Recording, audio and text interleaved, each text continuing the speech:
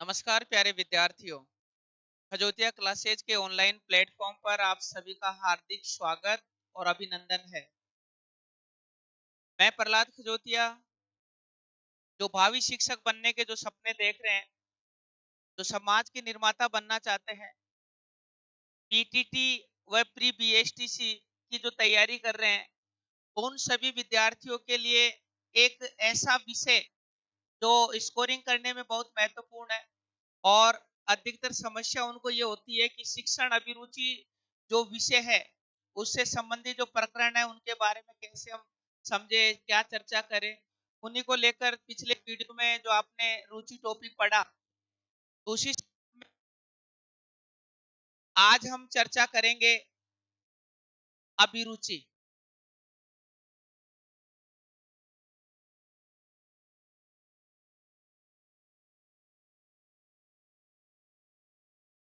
देखिए, शिक्षण का तात्पर्य सीखना और सिखाना है, शिक्ष धातु से बना। लेकिन अभिरुचि होती क्या है? आपने पिछले वीडियो में रुचि का जिक्र किया।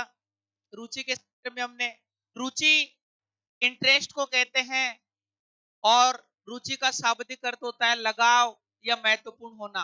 आपके जीवन में किसी व्यक्ति वस्तु के प्रति जो लगाव होता है, वो आपकी रुचि को उत्पन्न करता है। और आपके जीवन में जो चीज महत्वपूर्ण है, जो व्यक्ति महत्वपूर्ण है, उसके प्रति आपकी रुचि प्रकट होती है। लेकिन आपके यहाँ अभिरुचि जो है, इस बिंदु को समझना बहुत आवश्यक है, क्योंकि आपका जो विषय है 50 प्रश्नों का शिक्षण अभिरुचि, तो शिक्षण जो प्रकरण है, इसके साथ में अभिरुचि का अर्थ आपको मालूम होना चाहिए इस वीडियो के माध्यम से। और आपको अभिरुचि का जो संपूर्ण जो रूपरेखा है, उसको समझाने की मैं आपके बीच में पूरी कोशिश कर रहा हूं। आप मेरे ऑनलाइन जो चैनल है, उससे आप जुड़िए, सब्सक्राइब का। और आप जो शिक्षण अभिरुचि जो बिंदु है, इसको कठिन न मानकर सरल करने के लिए आपके बीच में मैं हूं। तो आज हम चर्चा कर रहे हैं अभिरुचि। अभिरुचि अंग्रेजी भाषा के एप्टीट्यूड का हिंदी रूपांतरण है।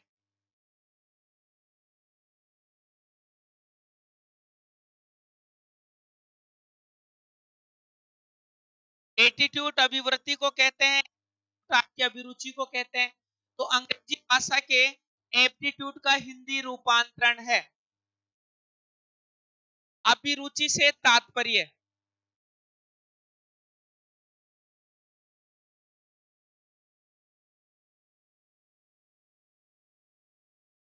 अभिरुचि से क्या तात्पर्य है? अभिरुचि से जो तात्पर्य है,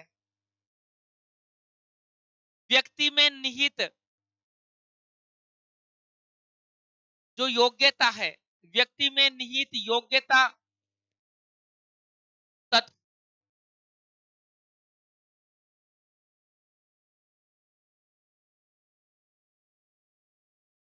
कौशल, प्रशिक्षण तथा क्षमता के भाव, क्षमता के भाव से है।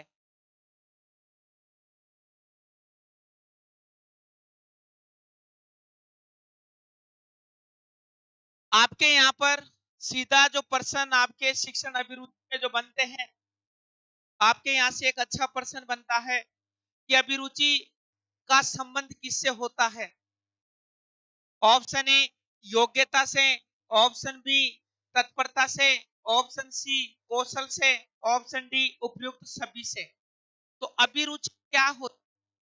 तो अभिरुचि से तात्पर्य है किसी भी बालक में, बोले तो किसी भी व्यक्ति में, किसी भी काम को करने की जो दक्षता है, जो निपुणता है, जो क्षमता है, और प्रशिक्षण के माध्यम से किसी कार्य को करने में उन्होंने जो निपुणता हासिल की है, वो निपुणता का भाव, वो दक्षता का भाव, वही क्या कहलाती है, उस व्यक्ति की क्या कहलाती है, अभिरुचि कहलाती है। तो रुचि, रुचि में प्रशिक्षण का भाव निहित तो नहीं होता है, जबकि अभिरुचि में प्रशिक्षण के माध्यम से आपके ज्ञान को जो आपने जो स्थायी किया, वो आपकी क्या कहलाती है, अभिरुचि कहलाती है। जिस प्रकार बीएड बीएसटीसी करने वाले जो विद्यार्थी होते हैं, एंट्रेंस के बाद में उनको कॉलेज अलॉट होती है और वहां पर वो प्रशिक्षण के माध्यम से एक अध्यापक बनकर आप समाज में कैसे नागरिकों का निर्माण करोगे, तो उनको एक तरीके से ट्रेनिंग दी जाती है। प्रशिक्षण जो कॉलेजों में महाविद्यालयों में टीचर जो प्रशिक्षण देते हैं, तो वहां पर भी उनमें जो अध्यापक बनने के जो गुण विकसित किए जाते हैं, और कोई बालक अपनी योग्यता के माध्यम से, तत्परता और कौशल के माध्यम से अगर वो अपने आप को स्थापित करता है, तो उस बालक की या उस व्यक्ति की कहती है, अच्छी कहलाती है। तो एक बार आप स्क्रीनशॉट ले सकते हो।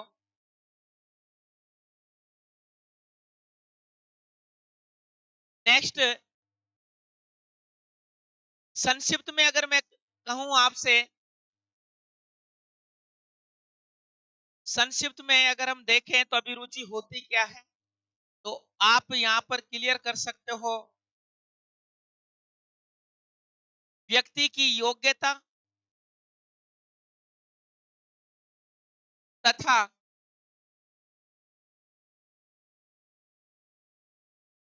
क्षमताओं की विशेषता, योग्यता तथा क्षमता संबंधी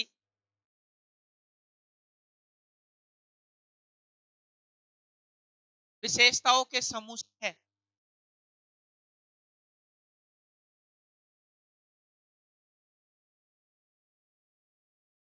अगर संक्षिप्त या सारगर्भित तौर से हम बात करें, सबसे पहले शिक्षण अभिरुचि में आपको यह पता होना चाहिए कि पर्सन किस टाइप से बनता है, जैसे इसी पर्सन बना के बता रहा हूं। व्यक्ति की योग्यता तथा क्षमता संबंध विशेषताओं के समूह को क्या कहते हैं? ऑप्शन ए अभिरुचि, ऑप्शन बी अभिवृत्ति, ऑप्शन सी रुचि और ऑप्शन डी मनसा। तो ध्यान रखना, क्या कहते हैं? अभिरुचि कहते हैं। किसी भी बालक में किसी भी कार्य करने की जो उसमें क्षमता है, उस काम को करने की जो उसमें योग्यता है, तो उस योग्यता और क्षमता का जो भाव है, वो उस बालक की क्या कहलाती है? अभिरुचि कहलाती है। तो आप से पर्सन का जो रहेगा, जैसे पर्सन किया गया, आप एक अध्यापक होने के नाते एक बालक में अभिरुचि उत्पन्न होने के लिए किसका होना है, आवश्यक है? ऑप्शन ए कौशलों का, ऑप्शन बी प्रशिक्षण का, ऑप्शन सी योग्यता का, ऑप्शन डी उपयुक्त सभी। तो उपयुक्त सभी आपका आंसर रहेगा। आपके यहाँ पर अभिरुचि की विशेषताएं,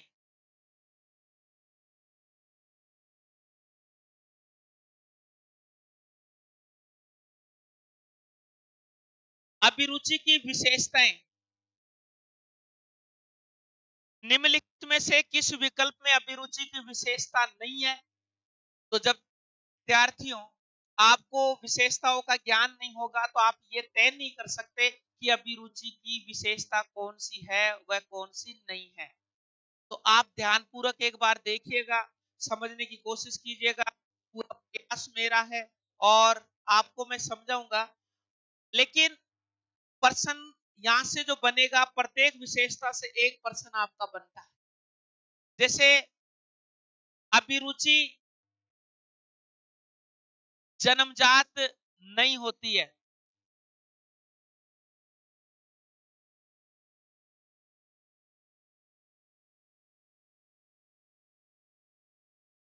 अभिरुचि जन्मजात नहीं होती है।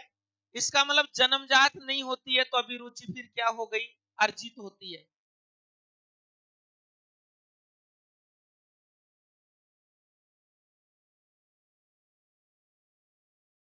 पर्सन का स्तर क्या है? आप एक अध्यापक होने के नाते आपके दृष्टिकोण से या आपके मतानुसार अभिरुचि होती है? ऑप्शन ए अर्जित, ऑप्शन बी जन्मजात, ऑप्शन सी अर्जित व जन्मजात, ऑप्शन डी कुछ कह नहीं सकते। तो ध्यान रखना, अभिरुचि अर्जित होती है, क्योंकि आपने जन्म के बाद में आपने जो भी कौशल आपने विकसित किया है, चाहे पढ़ाने का कौशल हो, चाहे मूर्ति बनाने का हो, चाहे कपड़े सिलने का हो, जो भी कौशल, जो योग्यता, जिस क्षमता से आपने खुद में विकसित किया है, तो वो आपने वातावरण से अर्जित किया है। तो ध्यान रखना, अभिरुचि आपके अर्जित है, जन्मजात नहीं होती। बहुत सारे विद्यार्थी क्या कर देते हैं कि अभिरुचि होती है जन्मजात। ऑप्शन ए अर्जित, बी, सी, ए व बी। तो ध्यान रखना, अभिरुचि जन्मजात नहीं होती है, अभिरुचि अर्जित होती है। और पूरे प्रकरण में आपको ये ध्यान रखना, शिक्षण अभिरुचि में जहां पर अर्जित शब्द आए, तो अर्जित प्राप्त करने के अर्थ में आता है, और जो भी प्राप्त किया गया है जन्म के बाद में, वो वातावरण से प्राप्त किया गया है। तो अभिरुचि, अभिरुचि वातावरण से,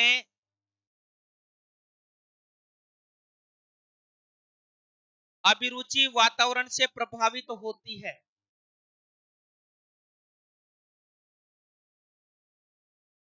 तो अभिरुचि प्रभावित होती है वातावरण से, वंशानुक्रम से, आनुवांशिकता से, उपयुक्त सभी से।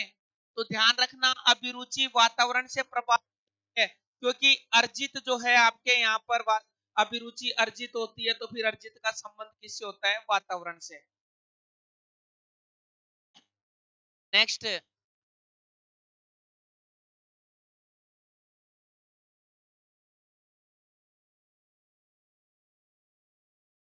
अभिरुचि बालक में निहित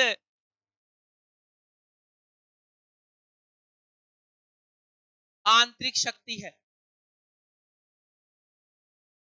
आंतरिक अंदर को कहते हैं। तो अभिरुचि एक आंतरिक शक्ति है, तो जो योग्यता है आपकी, किसी काम को करने की योग्यता, किसी काम को करने की क्षमता, बोले तो आपकी जो पारंगतता है, सामर्थ्यता जो आपका है, वो दिखाई नहीं देता है, बोले तो आंतरिक है। तो यहाँ से विशेषता आगे बनकर क्या तैयार होती है? अभिरुचि अमूर्त होती है। मूर्त यानी दिखाई दे, और अमूर्त यानी दिखाई नहीं। तो किस बालक में क्या योग्यता है, वो हमारे को दिखाई नहीं देती, उनके लक्षणों के आधार पर हम अनुमान लगाते हैं। तो अभिरुचि अमूर्त होती है, बोले तो अभिरुचि,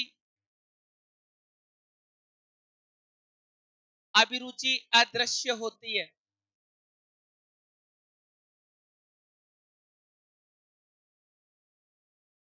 अभिरुचि की विशेषता नहीं है। ऑप्शन ए अमूर्त, ऑप्शन बी दृश्य, ऑप्शन सी अदृश्य, ऑप्शन डी आंतरिक। तो ध्यान रखना, अभिरुचि, अभिरुचि आपके जैसे आंतरिक भी होती है, अभिरुचि आपके जैसे प्रश्न का आधार ये रहा,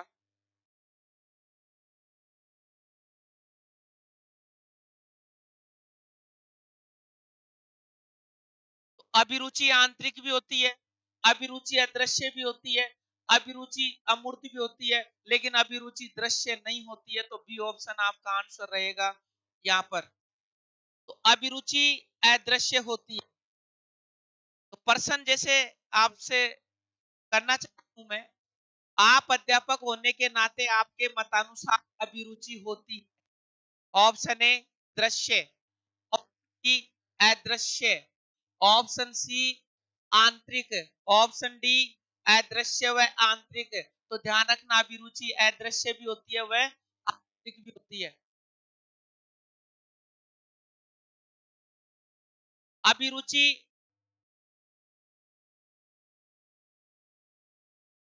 अभिरुचि वर्तमान से संबंधित होती है।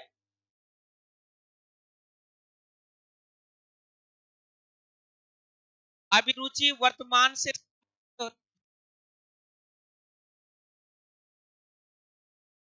अभिरुचि वर्तमान से जो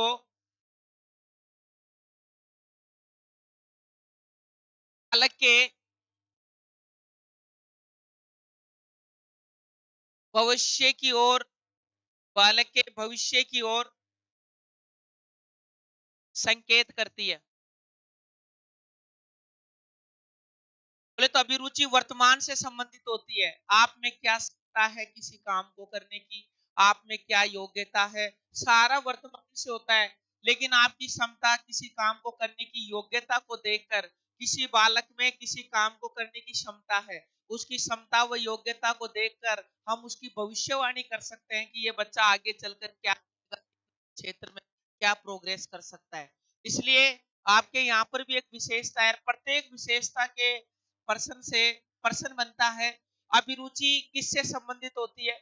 भविष्य काल से, वर्तमान से, भविष्य काल व वर्तमान दोनों से। तो ध्यान रखना, अभिरुचि वर्तमान से संबंधित होती है और भविष्यवाणी करने में क्या होती है? सहायक होती है। अभिरुचि वर्तमान से संबंधित होती है जो बालक के भविष्य की ओर संकेत करती है। आपके मतानुसार ये कथन है बिल्कुल सत्य, आंशिक सत्य, कुछ कह नहीं सकते। क्या तो सत्य सत्य से पर्सन ऑप्शन दे सकते हैं, या अभिरुचि वर्तमान से संबंधित होती है जो बालक की बुद्धि की ओर संकेत करती है। आपके मतानुसार ये कथन है बिल्कुल ठीक, ठीक, आंशिक ठीक, कुछ कह नहीं सकते। तो ये बिल्कुल ठीक है। जब विशेषताएं आपको मालूम नहीं होगी, अभिरुचि के प्रकरण संबंधी आपको ज्ञान नहीं होगा, तो ऐसे प्रश्नों का आप अपेक्षित जवाब नहीं दे पाओगे। आप में रुचि आपके लगाव को दर्शाएगी, और अभिरुचि आपकी क्षमता को, काम के करने की क्षमता को। रुचि आप किसी के प्रति भी कर सकते हो, दर्शा सकते हो।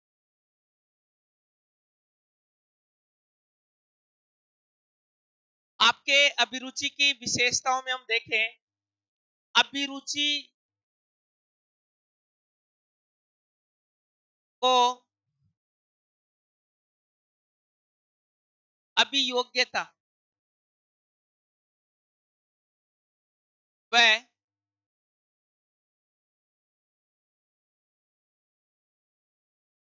अभिक्षमता के भी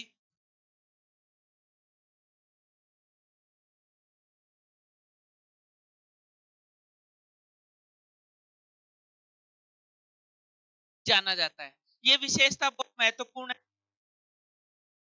अभिरुचि को अभिक्षमता कहते हैं और अभिरुचि को ही हम अभियोग्यता कहते हैं। तो अभिरुचि की परिभाषा देकर आपसे ये कहते हैं कि व्यक्ति की योग्यता तथा क्षमताओं का जो समूह है उसे क्या कहते हैं? किसी व्यक्ति में निहित किसी कार्य को करने की योग्यता, क्षमता, कौशल, तत्परता व प्रशिक्षण के भाव को क्या कहते हैं? अभिरुचि। ए क्षमता, बी अभियोग्यता, सी उपयुक्त सभी, डी। तो ध्यान रखना, अभिरुचि को हम अन्य किस नाम से जानते हैं? अभिरुचि को हम अन्य किस नाम से जानते हैं? अभियोग्यता और अभिक्षमता। तो प्यारे विद्यार्थियों, ये अपेक्षित आपको ध्यान रखना ही है। एक बार आगे बढ़े हम।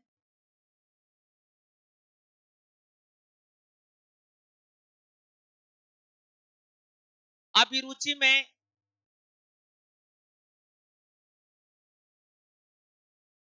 निपुणता का अहम स्थान होता है।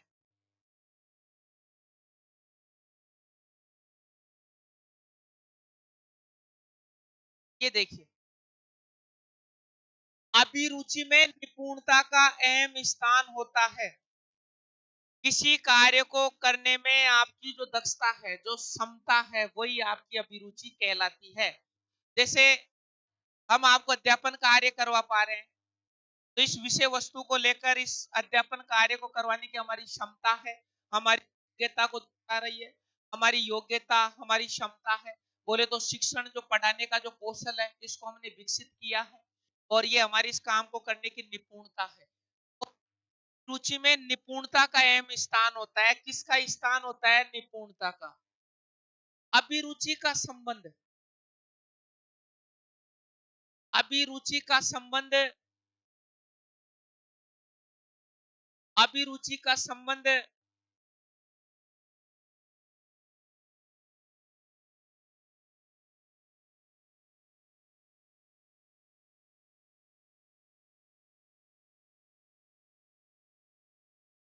अभिरुचि का संबंध निपुणता, दक्षता, क्षमता, योग्यता,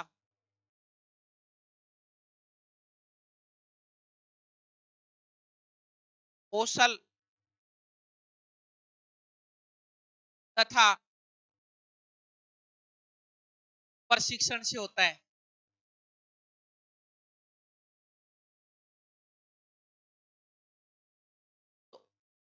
का जो संबंध होता है वो किसी भी बालक में किसी काम को करने की जो निपुणता है, जो स्किल जो है, उस काम को करने की जो दक्षता है, और जो उसकी क्षमता है, जो उसकी कैपेसिटी है, जो उसके जो कौशल है, जो ट्रेनिंग प्राप्त उन्होंने जो ज्ञान है, वो किसके अंतर्गत आएगा?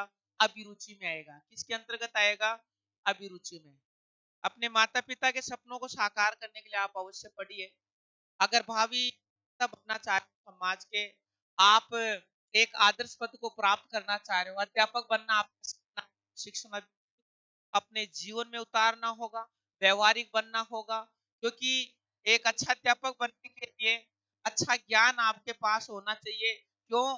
क्योंकि आप पीढ़ियों का निर्धारण करने जा रहे हो। एक अध्यापक बन के एक अच्छे नागरिकों का निर्माण करने जा रहे हो, तो अच्छा अपेक्षित ज्ञान आप में होना बहुत आवश्यक है।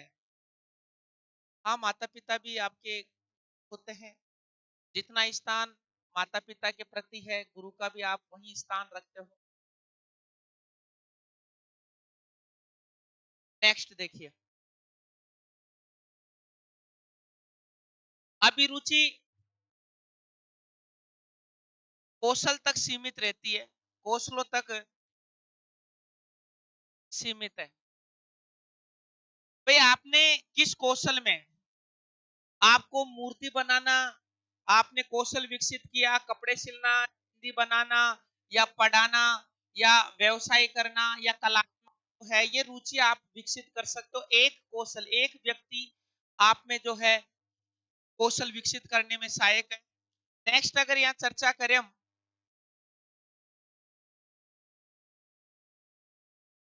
अभिरुचि भिन्न भिन्न व्यक्तियों में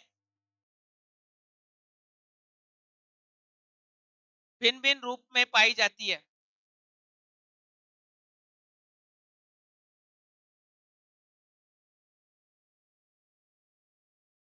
अभिरुचि भिन्न भिन्न व्यक्तियों में भिन्न भिन्न रूप में पाई जाती है।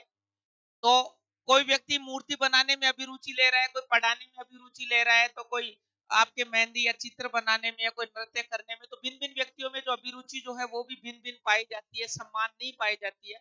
रूप सम्मान हो सकता है, लेकिन यहाँ पर जो भिन्न भिन्न आप पाई जाएगी अभिरुचि,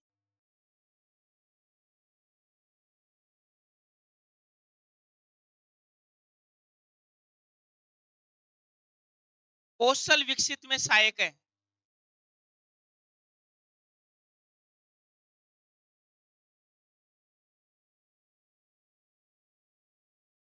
अभिरुचि कौशल विकसित में सहायक है। अगर बालक में किसी भी कौशल को विकसित करना है, तो उसकी अभिरुचि को विकसित कर दो, कौशल स्वतः विकसित होंगे। इसका सारगर्भित अगर बिंदु देखे, अभिरुचि बिंदु है इसका, अभिरुचि के प्रकार, अभिरुचि के प्रकार। तो अभिरुचि के 4 प्रकार माने गए हैं।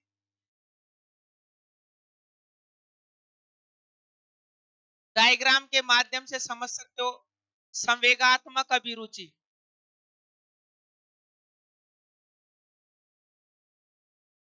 यांत्रिक अभिरुचि,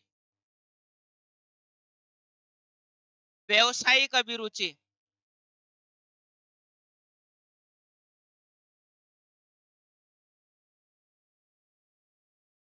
और कलात्मक अभिरुचि।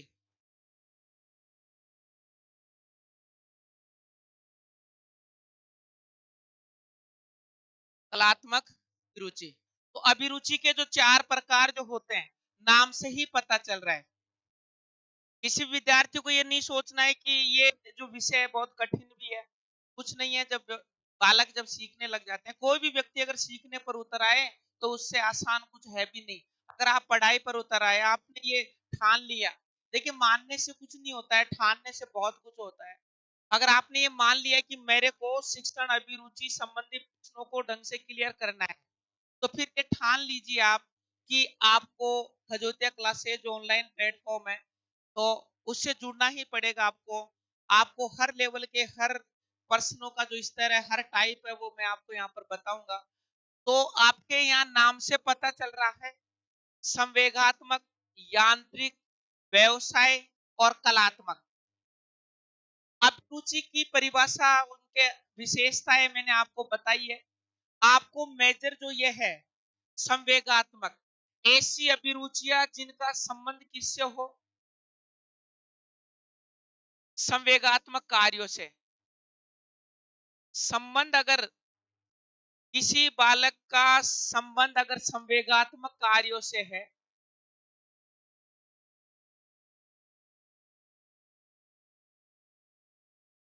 संवेगात्मक अभिरुचि होता है संवेगात्मक कार्यों से। संवेगात्मक कार्य कैसे? जैसे स्पर्श करना, सूंघना, सुनना, देखना और स्वाद, इस चखना।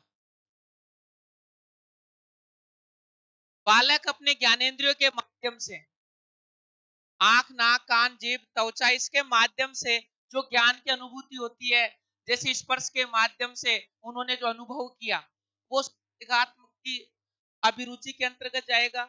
यांत्रिक कहते हैं यंत्र को। यांत्रिक किसे कहते हैं? यंत्र को। तो यांत्रिक अभिरुचि का संबंध किससे होगा? मशीनरी, मशीनरी कार्यों से। अगर कोई बालक किसी मशीन को सुधारने का काम कर रहा है, जैसे मशीन सुधारना, यांत्रिक को हम मशीन सुधारना, मोटरसाइकिल सुधारना।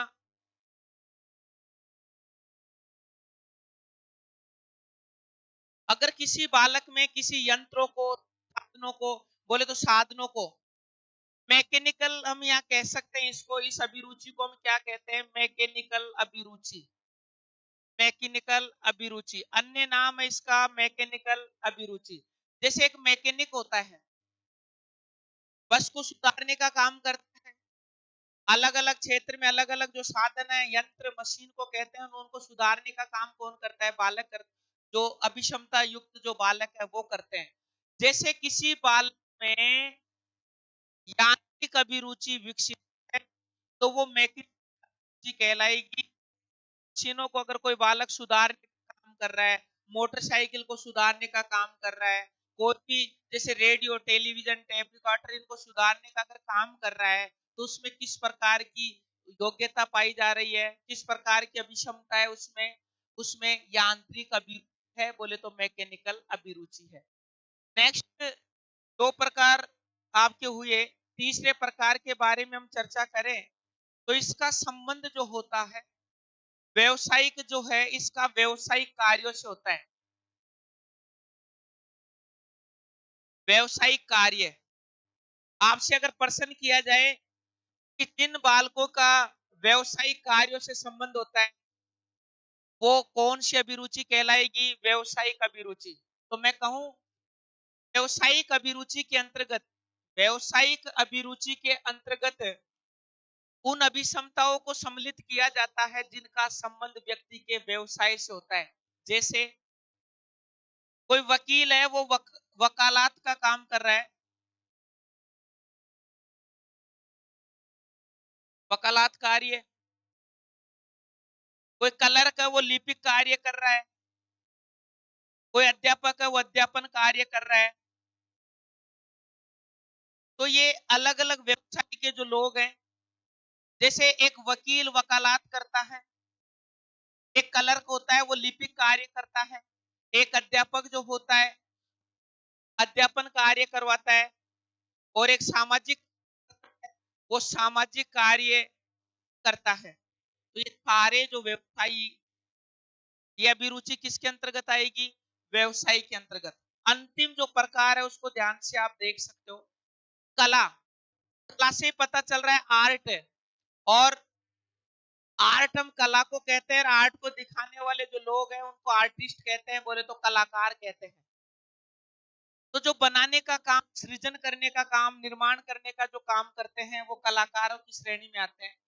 जैसे कवि, जैसे कोई कविता सृजन कर रहा है, महिला के अर्थ में दिया जाए, उस पर मूर्तिकार है बनाने का काम, कोई है काम कर रही है, तो वो नृत्यांगना, उसमें जो कला है, उसमें जो योग्य के चित्रकार हो गया जो चित्र बनाने का काम कर रहा है। तो ये जो चारों प्रकार जो हुए आपके, इनको एक बार हम समझ सकते हैं, तो पुनः समझे उससे पहले एक बार स्क्रीनशॉट आप ले सकते हो, वापस देखिए। अभिरुचि के कितने प्रकार होते हैं? 4। अभिरुचि के कितने प्रकार होते हैं? 4। संवेगात्मक अभिरुचि, यांत्रिक बोले तो मैकेनिकल अभिरुचि, व्यवसायिक अभिरुचि और कलात्मक अभिरुचि।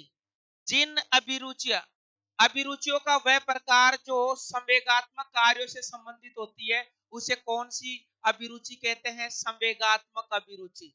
आपके ज्ञानेंद्रियों के माध्यम से जो ज्ञान की प्राप्ति होती है, वो आपके किसके अंतर्गत आएगी? संवेगात्मक में। फिर दूसरा है यांत्रिक, बोल तो यंत्र साधन को कहते हैं, मशीन के अर्थ में आ रहा है। तो किसी भी यंत्र को सुधारने के अर्थ में जो आपने जो प्रशिक्षण लेकर, जैसे आप मोबाइल सुधारना आपने सीखा, तो कहीं ना कहीं आपने ट्रेनिंग ली, ऐसे है नहीं कि हर कोई मोबाइल सुधार देगा। जैसे मशीनरी सिस्टम में मोबाइल को आप सुधार रहे हो, इसका मतलब आप या कैसी अभिरुचि, आप में कैसी क्षमता है? मैकेनिकल अभिरुचि है। जैसे मैं अध्यापन कार्य करवा रहा हूँ, मेरा कौन सी अभिरुचि हो गई? जब कार्य बोले तो मेरा व्यवसाय शिक्षण कार्य हुआ। तो यहाँ पर जैसे कोई वकील है वो वकालत कर रहा है, तो उसका वकालत कार्य। कोई क्लर्क है, अगर वो लिपिक का काम कर रहा है, तो यहाँ पर व्यवसायिक अभिरुचि रही। कलात्मक अभिरुचि के अंतर्गत उन अभिरुचियों को शामिल किया जाता है जिनका संबंध व्यक्ति की, बालक की कला से संबंध होता है। जैसे मेहंदी बनाने की कला, कपड़े सिलने की कला, आपके कविता सृजन करने की कला, मूर्ति बनाने की कला, नृत्य करने की कला, गीत गाने की कला, बोले तो चित्र बनाने की कला। तो प्यारे विद्यार्थियों, ये जो प्रकरण है शिक्षण अभिरुचि, भले आपका 5 बिंदुओं को लेकर चले, लेकिन यहाँ से जो प्रश्न बनते हैं परीक्षा की दृष्टि से, बहुत ही अच्छे प्रश्न यहाँ पर बनते हैं। अभिरुचि का वह कौन सा प्रकार है, या आपको दे दे, एक चित्रकार अभिरुचि के कौन से प्रकार के अंतर्गत आता है? तो चित्र बनाने का जो काम कर रहा है वो कलाकार करेगा। जैसे पढ़ाने का जो काम कर रहा है, तो पढ़ाने का एक व्यवसाय हो गया, वो व्यवसायिक अभिरुचि के अंतर्गत आएगा। एक बालक मोटरसाइकिल सुधारता है, या एक बालक मोटरसाइकिल सुधारने की उसकी क्षमता, तो आप एक अध्यापक के नाते आपके दृष्टिकोण से वो बालक अभिरुचि के कौन से प्रकार के अंतर्गत आएगा? तो कौन से में आएगा? मैकेनिकल में। किसके अंतर्गत आएगा? मैकेनिकल में। तो आपको इस वीडियो के माध्यम से, वीडियो शिक्षण अभिरुचि को लेकर रहेंगे, बहुत महत्वपूर्ण रहने वाले हैं। आप इस प्लेटफॉर्म से अगर आप जुड़ रहे हो, तो उम्मीद करूंगा कि आप सीखोगे भी, और आपके जो सपने अध्यापक बनने के हैं वो साकार होंगे।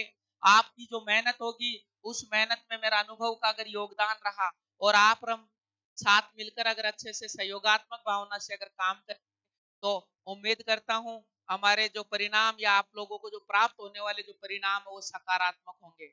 इसलिए मैं तो इस वीडियो के माध्यम से, मैं तो आपको मोटिव करने के लिए इतना ही कहूंगा कि जीवन में शिक्षा बहुत महत्वपूर्ण है और शिक्षा इतनी महत्वपूर्ण है कि जीवन में आपका स्थान क्या है शिक्षा के माध्यम से तय होता है। इसलिए अपने माता पिता के प्रति आप सम्मान रखिए।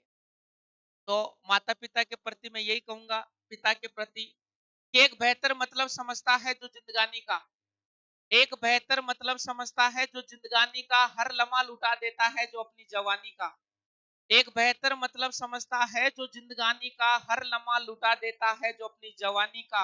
अरे भुला नहीं सकते किरदार तो माँ का भी, लेकिन एक सच्चा हीरो बाप होता है कहानी का, एक सच्चा हीरो बाप होता है कहानी का। जय हिंद, जय भारत। फिर मिलते हैं हम अगले वीडियो में एक आकर्षक वीडियो के साथ में। जब तक के लिए नमस्कार, जय हिंद।